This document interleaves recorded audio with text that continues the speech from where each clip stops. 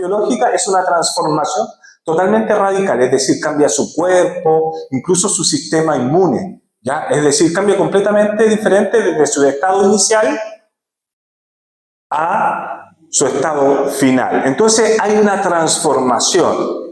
Y yo les quiero contar en esta hora, ¿se entendió lo que era metamorfosis, cierto? ¿Se entendió? ¿Sí? Metamorfosis es una transformación biológica radical que sufren algunos animales durante su desarrollo, desde un estado inmaduro a una forma adulta, pero completamente diferente. Es decir, hay una transformación. Hay una transformación. ¿Cuántos saben que hay instituciones en nuestro país y en todo el mundo que forman? Como por ejemplo las universidades, ¿no? Las universidades forman. Vivimos procesos de formación educativas, ¿ya? Hay instituciones que forman. La religión, uno de los objetivos de la religión es formar. ¿Cuántos sabían eso? Se forma a través de la religión. La cultura forma. La política forma. Pero hay una cuestión interesante. Dios transforma los corazones. Dios no forma. Dios no forma. ¿Saben qué? Y de hecho les quiero decir algo que me parece muy interesante. Dios no quiere estar en tu vida para hacerte un hombre mejor o una mujer mejor. ¿Sabían eso? Dios no quiere simplemente que tú tengas una vida mejor. Dios quiere transformar tu vida. Transformar.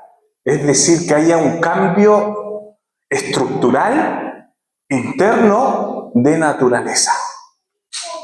Eso es lo que quiere hacer el Señor con nosotros. Sí, y la religión nos va a desarrollar algunos conocimientos, ¿cierto? Doctrinas para formar el conocimiento, pero es Dios el único capaz de transformar, así como una metamorfosis, ¿no? Una transformación nueva y completa al diseño, al original, a como tú iniciaste, ¿no? Entonces, por eso me gusta mucho el concepto y la idea de metamorfosis. Les quiero contar una historia. No la vamos a leer porque la historia, si la leemos, da mucho spoiler, ¿no? Si la vamos a leer, entonces van a saber completamente todo el final. Pero probablemente usted ya ha escuchado esta historia. Dice Hechos capítulo 9, que había en la ciudad de Damasco un creyente, un discípulo. Lo más probable es que este creyente, este discípulo de Jesús, era un discípulo de Jesús. Lo más probable es que esta persona haya sido un profeta inclusive. No se sabe, hay ciertas especulaciones al respecto. Pero lo que sí se dice es que había una persona en Damasco y esta persona en Damasco era un seguidor de Jesús. Tenemos muy poca información acerca de esta persona. Y se le aparece el Señor y el Señor le habla a esta persona, que no quiero decir todavía el nombre, y le dice, anda a la calle de la derecha, así se llama la calle, no me pregunten por qué, anda a la calle la derecha,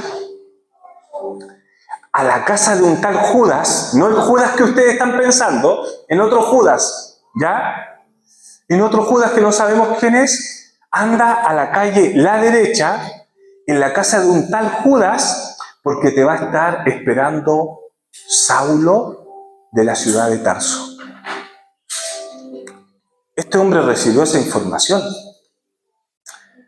Y para él ya eso fue impactante. Para él ya fue impactante que le digan, anda a esa casa porque te vas a encontrar con Saulo de Tarso.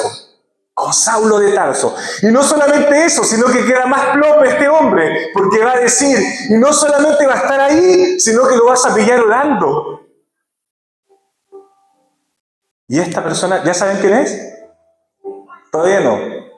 Vamos paso a paso. ¿Cuántos conocen a Saulo? Que ahora es Pablo, el apóstol Pablo. Hablemos un poquito de él para que se entienda, porque si no, no nos vamos a poner en el lugar de esta persona. ¿Ya? Saulo de Tarso era el Terminator para los creyentes. Era el destructor de creyentes.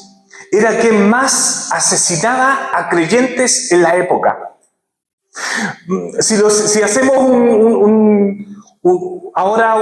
lo podríamos comparar con un terrorista. ¿Ya? Lo más cercano al día de hoy, Pablo de Tarso es un terrorista, una persona que mata solamente por ser seguidores de Jesús, lo eliminaba. Saulo de Tarso no solamente mataba, sino que se gozaba, y él tenía la labor de confirmar por sus propios ojos la muerte de los creyentes, porque era su trabajo. Él fue, este tal Saulo fue el que estuvo en la muerte de Esteban, el primer mártir de la iglesia. Cuando Esteban lo estaban apedreando, y decía que al apedrearlo murió, pero antes de morir vio la gloria de Dios, y Jesús poniéndose de pie. ¿Se acuerdan de esa palabra, no? Y nos encontramos con este Saulo que va a hacer su tarea y decía, efectivamente Esteban murió. No dice la palabra si él agarró una piedra para matarlo, pero si no, probablemente lo pudo haber sido. Pero la labor de él era confirmar la muerte. Confirmar la muerte.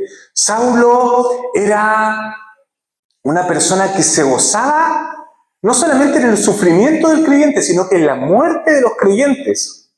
El Imperio Romano en el siglo I dijeron, vamos a hacer un llamado a todos aquellos que quieren eliminar creyentes. Y Saulo de Tarso estaba en primera fila, valientemente, un intelectual de la época, un intelectual estoico, un intelectual, un racional, una persona que probablemente estudió en las mejores universidades de la época, estaba ahí. Dígase universidad, ¿cierto? Porque no existían. Y cuando el Imperio Romano hizo el llamado, Saulo de Tarso dijo, por favor, cuenten conmigo para matar a los creyentes. Saulo de Tarso no solamente odiaba a los creyentes, sino que probablemente él se jactaba cuando los creyentes eran puestos en el foso de los leones, en los circos romanos. Mientras los leones despedazaban a los cristianos, probablemente Saulo de Tarso estaría ahí gozoso de todo lo que estaba sucediendo. Cuando a los creyentes los quemaban en las plazas públicas, probablemente Saulo de Tarso era una de aquellas personas que también fue parte del complot para matar a los creyentes. ¿Cierto? Entonces, nosotros conocemos la historia de Saulo. Saulo estudió a los pies de Gamaliel. Gamaliel era el maestro de maestros, el fariseo de fariseos. Por eso digo que en cuanto al contexto judío y de todo el Medio Oriente, haber estudiado con Gamaliel significaba haber estudiado como en la Universidad de Oxford, más o menos. Era una persona enteramente preparada, con ciudadanía romana, hablaba griego, pero era judío. Es decir, a él le daban visa para todo. A él le daban visa. Para donde quiera ir le daban visa porque el Imperio Romano lo respaldaba. Porque el Imperio Romano buscaba a creyentes para quemarlos o para crucificarlos también. Los anales de la historia del siglo I cuentan los historiadores de ese tiempo que en muchas calles de Roma, mientras tú caminabas por Roma, en las orillas de las calles estaban los cuerpos calcinados de los creyentes. Entonces nos vamos a encontrar con este Saulo de Tarso. Saulo de Tarso. ¿Y saben qué es lo que pasa? Que nosotros empatizamos poco con los personajes bíblicos, entonces nos cuesta entender esto. Pero fíjense qué interesante. Y estaba este hombre, que todavía no digo el nombre, y Dios se le aparece y le dice, ¿sabes qué? Tienes que ir a la calle a la derecha, a la casa de un tal Judas, porque te va a estar esperando Saulo de Tarso. Para Ananías no era un desconocido. Para Ananías no era un desconocido porque él era un seguidor de Jesús. No era un desconocido porque probablemente el mismo Ananías tuvo que escapar del mismo Pablo y del complot que ha hecho desde que él entró en el Sanedrín, en el tribunal judío. Probablemente Ananías, y tal como a nosotros, era una persona que a Saulo me costaba amarlo. Ananías no amaba a Saulo, o probablemente en un principio le costó amarlo. Y eso no lo dice la Escritura. Pero vamos a ver cuáles son las palabras de Ananías. Y Ananías lo escucha. Y parece que fue un mal chiste, ¿no? Porque Dios la remata. Dice, y no solamente te vas a juntar con un tal Saulo de Tarso, sino que también lo vas a encontrar orando. Ananías probablemente dijo, Dios me está bromeando, ¿cierto? Es un chiste. Es una broma, es un chiste de mal gusto que sacó Dios de repente, ¿no? ¿Cómo me vas? Envíame a cualquier persona. Envíame a la gente de la UCI, de la UTI. Envíame a las personas que están a punto de morirse, por favor. Envíame a las cárceles. Envíame a las cárceles, yo voy.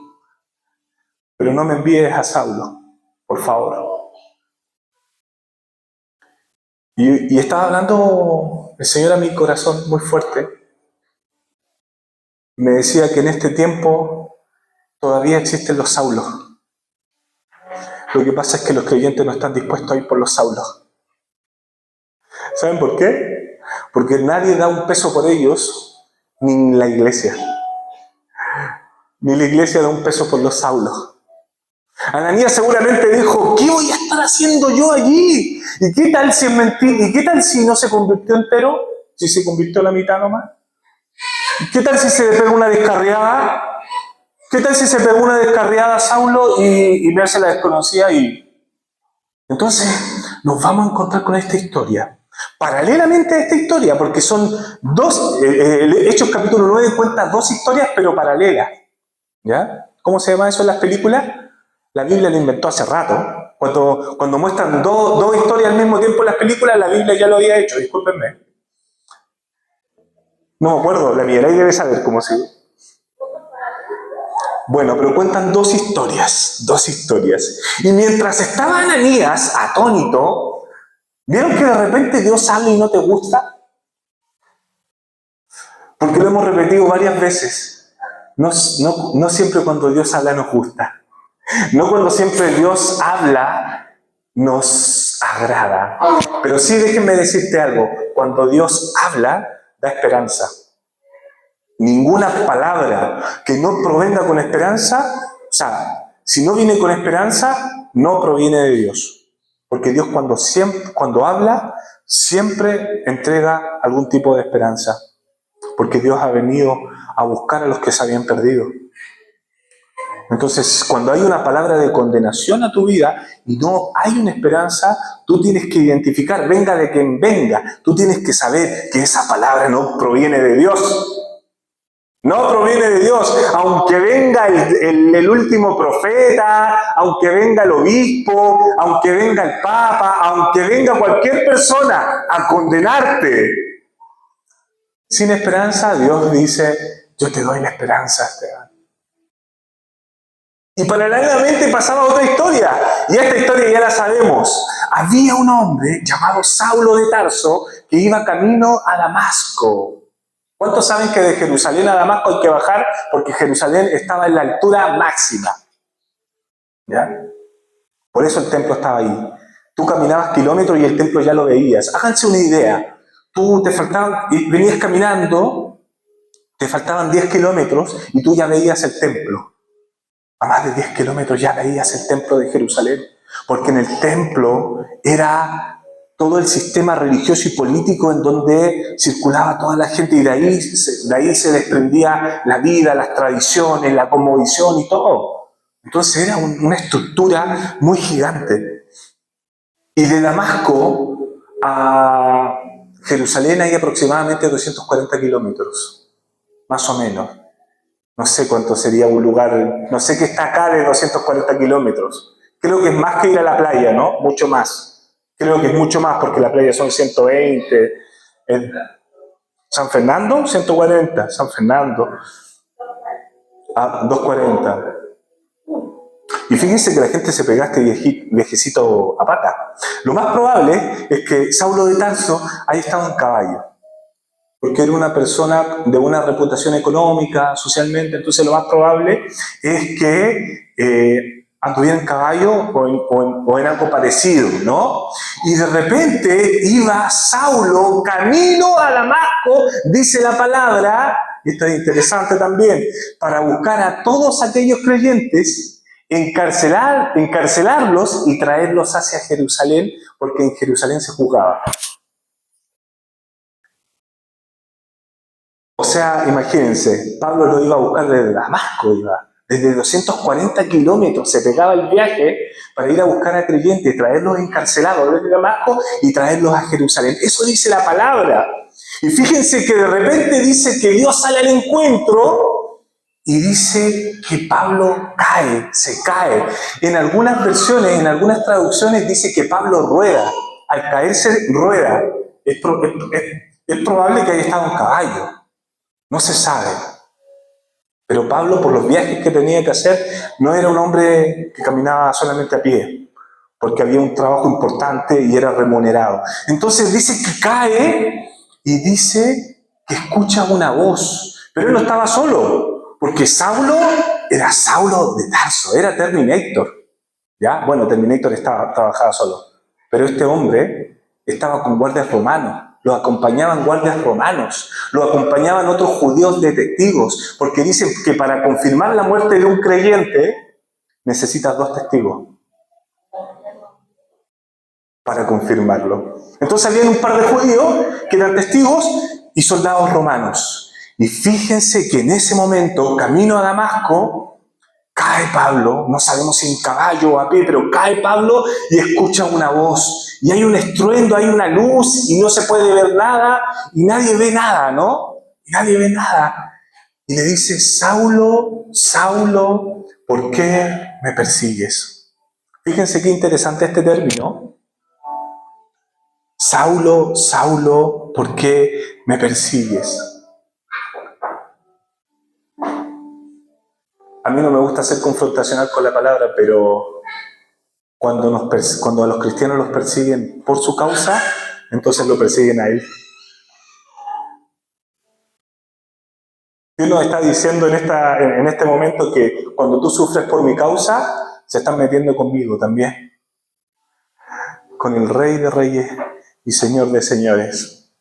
Cuando se meten contigo por mi causa, entonces yo voy a estar ahí. Entonces yo voy a defenderte. Y Dios sale al encuentro de Saulo y dice, ¿por qué me persigues? Imagínense lo que era para Saulo esta enredadera.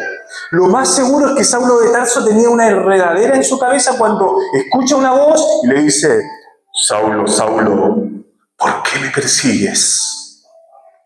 ¿Saben por qué esto es una enredadera en la cabeza de Saulo? Porque Saulo creía que estaba haciendo las cosas bien.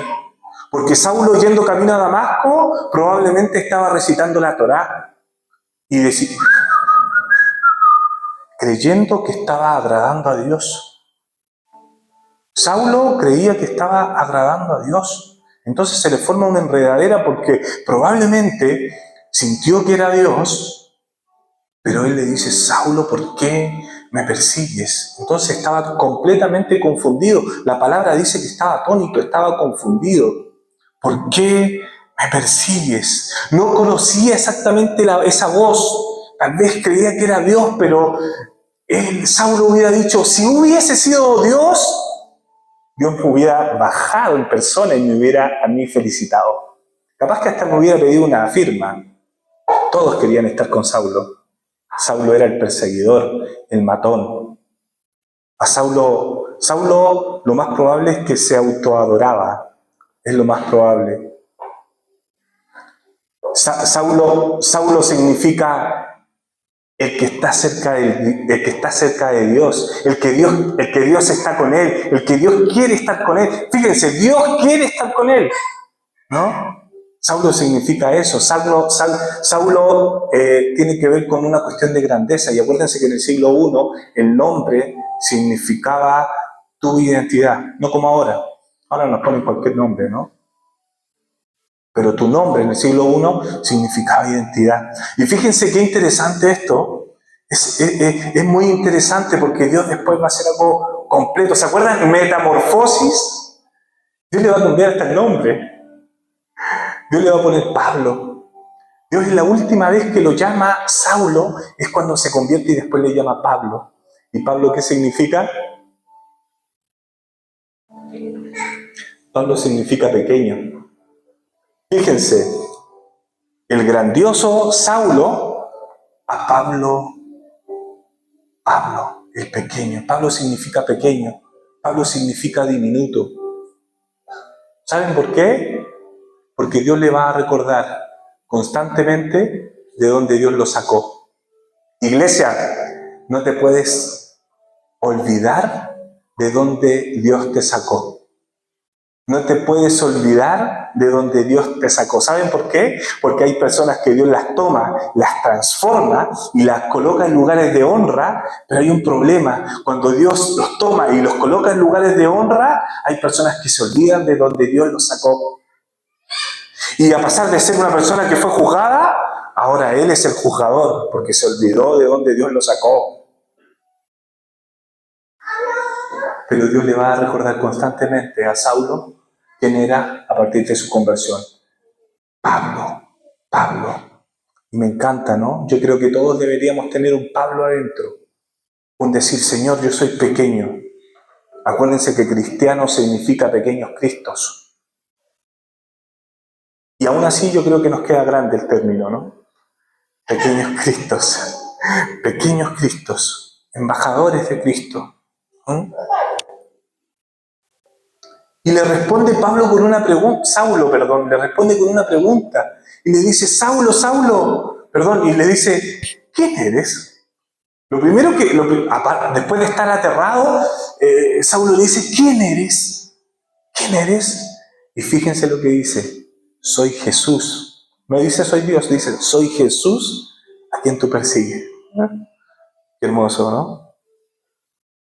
Y dice que cuando se levantó Saulo, porque estaba acostado y probablemente Saulo vio que escuchaba lo que Dios le decía, lo escuchaba acostado porque se había lastimado, entonces probablemente estaba así, mirando hacia el cielo, pero dice que veía una luz, y dice la Biblia que cuando se levanta, inmediatamente queda ciego y se le empieza a escarchar los ojos. La Biblia dice que hay como escamas en sus ojos, probablemente endurecimiento, como que tuvieras arena en los ojos. Así quedó Saulo y no pudo ver, y quedó ciego. Fíjense que cuando una persona se encuentra con Dios, lo que sucede en ese momento es que hay una revelación, pero la revelación no siempre es tan inmediata como nosotros nos gustaría, como por lo menos a los pastores nos gustaría tener. Que se convierta este cabro y que tenga una revelación completa de Cristo. Sería maravilloso. Pero a veces esta revelación, en Pablo fue inmediata, pero la revelación en los creyentes generalmente es un proceso. Una es la conversión de Pablo y otra es la conversión de Pedro. Pedro fue un proceso. Pablo fue inmediato. Iglesia, valoremos los milagros inmediatos, ¿les parece? Pero ¿qué tal si también valoramos los milagros que son procesuales? ¿Qué tal si valoramos los milagros en proceso? Porque Pedro fue un milagro en proceso. Pablo fue un milagro inmediato. ¿Se entiende la diferencia, no? Entonces, le dice, soy Jesús a quien tú persigues. Se levantó y quedó ciego. Entonces le dijo a dónde tenía que ir. Esta ceguera, espiritualmente hablando, también genera confusión en los primeros creyentes cuando se conocen al Señor. Fíjense que la primera vez que tienen un encuentro, una persona en un encuentro con el Señor, generalmente dicen cosas como, ¿sabes qué? No sé qué me pasa, pero algo me atrajo y algo tocó mi corazón. No sé, fue una canción, fue la palabra, fue un abrazo, no sé, pero algo me está diciendo, Algo me dice que me ama, Esteban. Estoy discipulando a una chica de Estados Unidos, que vive en Estados Unidos, y yo me encanta escuchar, de fuente directa, me encanta escucharlo como dice. ¿Qué te pasó? Yo le pregunto, ¿qué te pasó? ¿Cómo fue que conociste a Dios? Me dijo, ¿sabes qué? Había algo en mí que no me llenaba, me decía ella. Hay algo a mí que no me llenaba. Lo busqué en tantas cosas, pero no me llenó. Y cuando empecé a conocer a Dios y cuando yo creí que era Dios, era como un amor que llenaba todas mis necesidades. Eso decía ella. Era un amor como, me sentí muy amada, muy amada. Ni con mis papás me había sentido tan amado. ¡Wow! Lo que te está pasando a ti es que Dios se está revelando a tu vida y Dios vino a tu encuentro. ¿Saben qué? Hay algo interesante acá.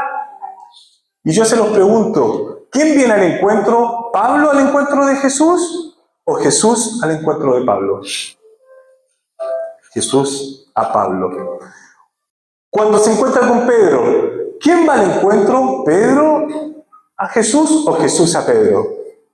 Jesús va caminando por el mar de Galilea y se encuentra a este pescador. ¿Saben por qué? Porque nosotros no somos tan buenos para buscar a Dios. La Biblia dice, no hay nadie que busque a Dios, ni siquiera uno. Y eso me deja feliz, porque no es por mérito, es por gracia. Y su gracia es absoluta. Fíjense, y la gracia es suficiente. No hay mérito en ti, no hay mérito en mí. La gracia es suficiente, ya está todo hecho. Y a veces caminamos la vida cristiana como intentando ayudar a Dios, iglesia. ¿Trabajamos para Dios? Sí, por supuesto. Porque dice la palabra que somos colaboradores, somos comisionados. Pero en cuanto a lo que Dios puede hacer, a esta metamorfosis, solamente lo puede hacer el Señor. Solamente lo puede hacer el Señor. Y va y se encuentra, adivinen, pasa lo que dijo el Señor. Pasa lo que dijo el Señor. Y va Saulo de Tarso y va a la casa de Judas. Probablemente Judas era otro creyente, porque era muy común en el siglo I que los Judas eran cristianos. Después de que pasó con ese Judas, que todos conocemos, yo a mi hijo no le pondría Judas. Pero bueno, era algo común. Era como un nombre popular hoy de hombre. No sé qué nombre es popular hoy. Tengo pocos hijos, pero más hijas que hijos, entonces no sé. Pero un nombre popular, entonces Judas era popular y lo más probable es que haya sido un creyente. Lo más probable es que haya sido un creyente. Entonces, fíjense el impacto de Judas y de Ananías. Y esto sí que era una locura.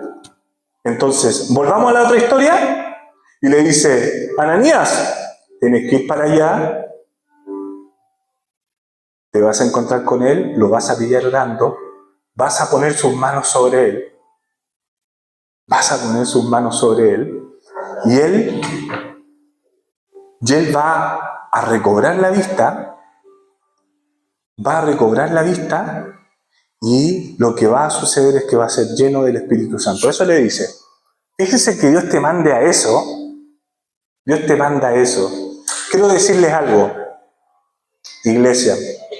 Hay mucha gente que va camino a Damasco, pero nosotros no nos damos cuenta. Hay mucha gente que va camino a Damasco, pero no nos damos cuenta porque estamos muy ocupados. Porque tenemos muchas cosas que hacer. Porque nuestro trabajo nos agobia. Porque en nuestra iglesia hay muchas actividades. ¿Sabían que hay iglesias que hay actividades de lunes a lunes? ¿Está bien? Yo no quiero estar en esa iglesia. Perdónenme, pero yo no quiero estar en esas iglesias. Porque yo quiero estar en camino a Damasco.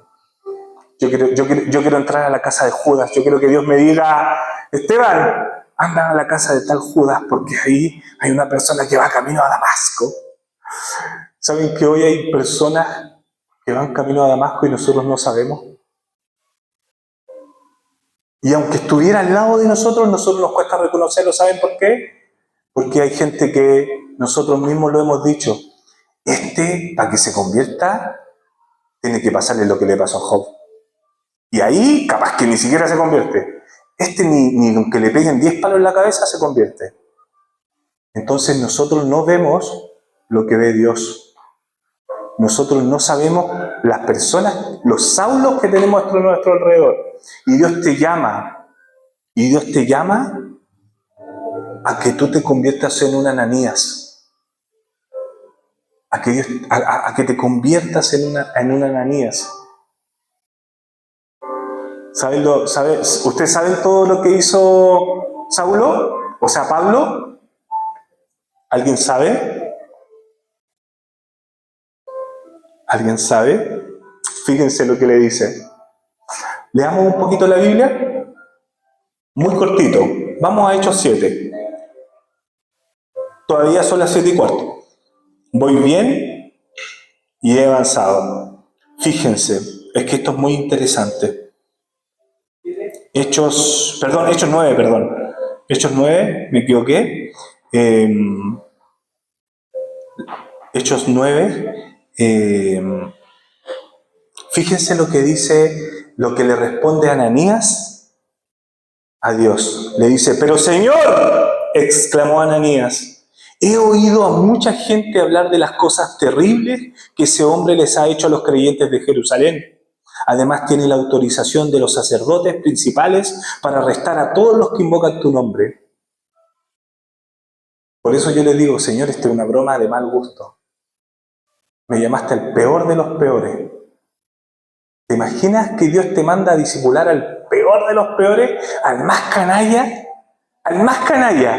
A ese que si te puede mentir, lo hace. A ese que si te puede dar una puñalada por la espalda, ¡pah!, no la va a dudar. A ese que odia a los creyentes. Señor, además de eso, y le muestra su temor a Ananías, además de eso, tiene la autorización de los sacerdotes principales para arrestar a todos los que invocan tu nombre. Señor, me van a arrestar, ¿ah? ¿Estás seguro? ¿No te equivocaste de nombre? Vete el libro que tenía arriba, porque si te equivocaste de nombre me estáis mandando a la boca de los lobos. Me estás mandando a la boca de los lobos. Y fíjense lo que el Señor le responde, y el versículo 15 a mí me da una paz tremenda. Y el versículo 15 dice, el Señor le dijo, ve, porque Él es mi instrumento elegido para llevar mi mensaje a los gentiles y a los reyes, como también a todo el pueblo de Israel. El que ningún creyente en el siglo I daba un peso por Saulo. Ninguno daba un peso. Pero le dice esto, Ananías, Él es mi instrumento elegido para llevar mi mensaje. ¿Te acuerdas cuando fuiste un Saulo? ¿Te acuerdas cuando nadie daba un peso por ti? ¿Te acuerdas cuando ni tú crees en ti? Cuando te creíste todo las etiquetas que te pusieron y ni tú te creíste. Dios te dice en este tiempo, eres mi instrumento elegido. Eres mi instrumento elegido. Alguien tiene que recibir esto, ¿ah? Eres mi instrumento elegido. Sí, pero es que me cuesta tanto venir a la iglesia. Suena lindo el versículo 15, pero tengo lucha hasta para venir a la iglesia los sábados. Quiero decirte que Dios te ve de una manera totalmente diferente a como te podamos ver nosotros. Eres instrumento elegido para llevar mi mensaje. Hay Saulos caminando en Chile. Hay Saulos caminando en Santiago. Hay Saulos caminando dentro de tu familia y no te has dado cuenta. Hay Saulos caminando en tu trabajo y no te has dado cuenta.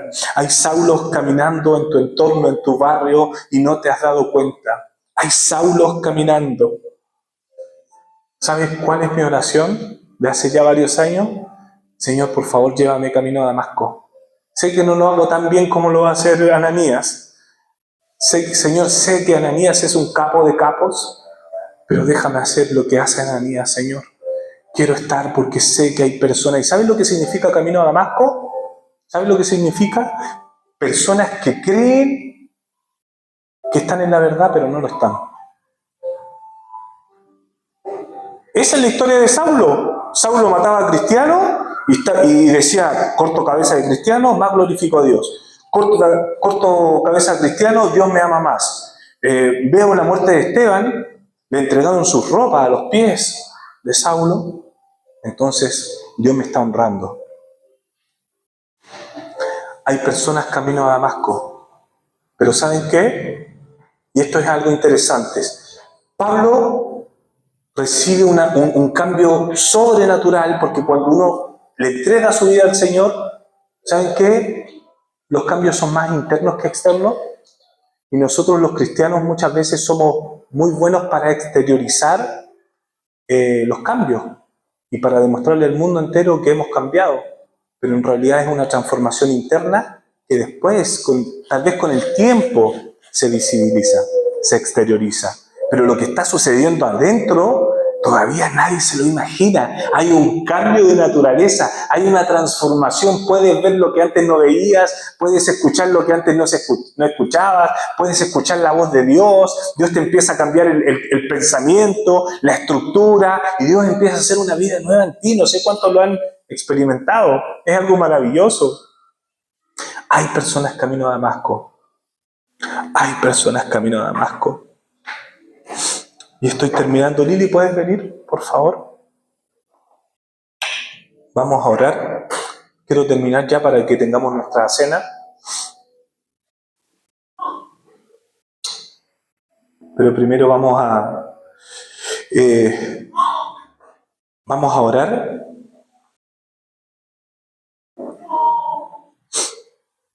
Entonces llega Saulo. Ananías le pone las manos y dice la palabra que las escamas caían. Yo me imagino a Ananías, perdona, pero yo me imagino a Ananías y me digo, ay, que se convierta de verdad, porque si no me agarra acá. Aquí me agarra. Si no se convierte de verdad, me agarra. Porque imagínense un hombre que era como buscando creyente, ¿no? Y más encima, cuando él entra a la casa de un tal Judas, lo acompañaban los guardias romanos. O sea, Ananías, fíjense, pongámonos en lugar de un poquito de Ananías. Señor, ya estoy entrando a la casa de Judas, hay guardias romanos, están los testigos que testifican la muerte de los cristianos. Señor, ya estoy adentro, ya estoy. Si esto es una broma, ya no hay nada que hacer porque ya estoy adentro. O sea, confío plenamente en lo que tú estás haciendo. Imagínense eso. Imagínense si Saulo no se convertía realmente. Pero Saulo se convirtió y la palabra del Señor dice que puso la mano sobre Saulo. Saulo recobró la vista, no comió en 3 días ni bebió agua, dice la palabra. Porque ¿saben qué? Cuando uno empieza a ser transformado por Dios, hay cosas que son fundamentales, como la comida y el agua. Pero ¿saben qué? Hay un momento en que cuando el Señor empieza a llenar tu vida, hay cosas que pasan a segundo lugar, iglesia. Y dice que fue lleno del Espíritu Santo. Saulo lleno del Espíritu Santo. Antes de orar, quiero hablarle de los Saulos. No sé cuántos se identificaron con Saulo. ¿Cuántos todavía van camino a Damasco? Tal vez pueda haber uno acá. Que nadie dio ni un peso por él. O que todo el mundo la alababa, pero ningún creyente estaba dispuesto a decirle cuán amado era. Pero déjame decirte, si hay un Saulo acá, tal vez tú te identificas más con Saulo, camino a Damasco. Tal vez tú eres una persona que dice, está todo bien, no necesito a Dios, pero esta palabra es para ti. Si hay un Saulo acá, esta palabra es para ti. Eres instrumento elegido. Eres instrumento elegido. Eres instrumento elegido. Eres instrumento elegido. Juan, ¿cierto? Eres instrumento elegido. Hayas lo que hayas hecho, no importa tu pasado. Eres instrumento elegido por Dios. Porque Dios te ve con ojos diferentes a lo que nosotros te podemos ver. Eres instrumento elegido para Dios. Y también le quiero le hablar a los Ananías. ¿Cuántos Ananías hay acá? ¿O cuántos quieren por lo menos parecerse un poquito a los Ananías?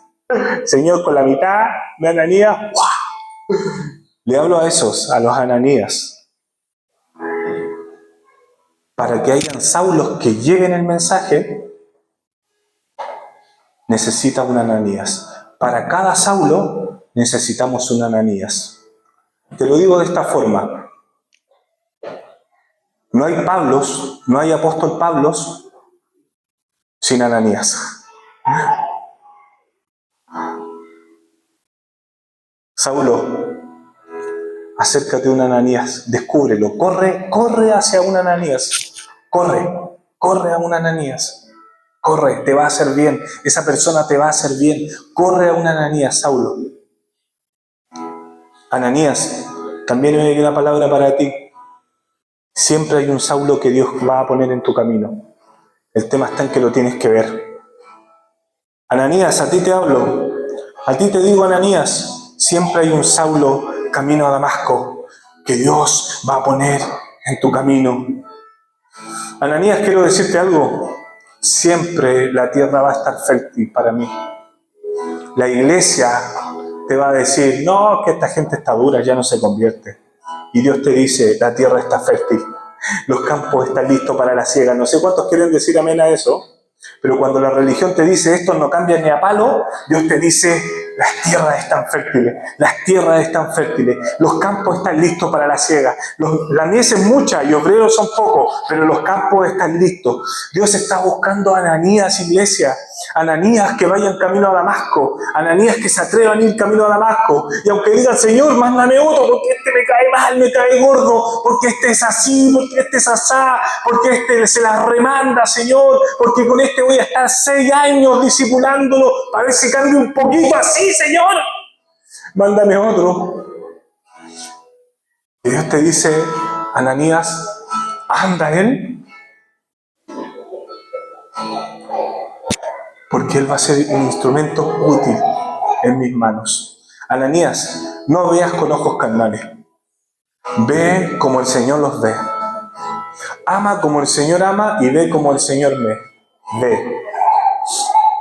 Padre, en el nombre de Jesús, yo oro por los Saulos que están acá, Señor. Tal vez, Señor, todos tenemos algo de Saulo, para serte sincero, Dios. Tal vez todos tenemos algo de engrandecimiento, Señor. De engrandecimiento, de saber que estamos haciendo las cosas bien.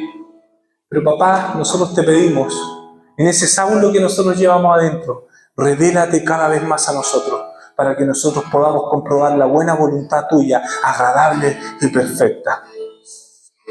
Transforma mi mente, Señor. Transforma, Señor, yo quiero dejar que tú transformes mi mente, para que yo pueda comprobar cuál es la buena voluntad de Dios agradable y perfecta. Romanos 12. No se dejen amoldar por este mundo. No se conformen a los paradigmas de este mundo, sino dejen que el Espíritu Santo transforme el conocimiento para que puedan saber cuál es la buena voluntad de Dios. Papá, este Saulo que llevamos adentro, papá, sácalo rápidamente. Queremos convertirnos en un Pablo, en un pequeño, Dios. Papá, oramos por los Ananías, Señor. Hay muchos Ananías escondidos todavía. Hay Ananías que están en su casa tomando once. Hay Ananías que están jugando PlayStation. Hay Ananías que están metidos en su trabajo y que no están dispuestos a ir a la casa de Judas. No están dispuestos a ir camino a Damasco porque eso significa mucho riesgo, mucho sacrificio. Papá, yo te pido por los Ananías. Sácanos de nuestras casas, Señor. Sácanos de nuestras casas, papá. Y que nosotros podamos ver a otros como tú los ves, Señor, en el nombre de Jesús. Espíritu Santo, empieza a llenar los corazones. Espíritu Santo, empieza a llenar los corazones. Espíritu Santo, empieza a llenar las vidas, Señor. La vida de los Ananías y la vida de los Saulos. Papá, empieza a llenar, Señor. Empieza a sacar las escamas, Señor. Tres días estuvo ciego Saulo de Tarso. Yo te pregunto, ¿cuántos días has estado ciego tú? ¿Cuántos días?